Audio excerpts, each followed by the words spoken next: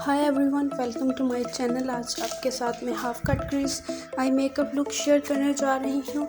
इसे मैंने बहुत ही इजी और सिंपल स्टेप्स में क्रिएट किया है। बहुत ही सिंपल और इजी तरीके से मैंने आपको सिखाने की कोशिश की है ये आई मेकअप लुक। इसमें मैंने ओनली 3 और 4 कलर्स यूज़ किए हैं। उनको यूज़ करते हुए बहुत ही ग्लैमरस सा लुक क्रिएट किया है और स्टेप बाय स्टेप मैंने सिखाया है। वीडियो को स्किप मत करिएगा, वीडियो को एंड तक देखिएगा। वीडियो अच्छी लगे तो make sure like share and subscribe. Video start करते हैं।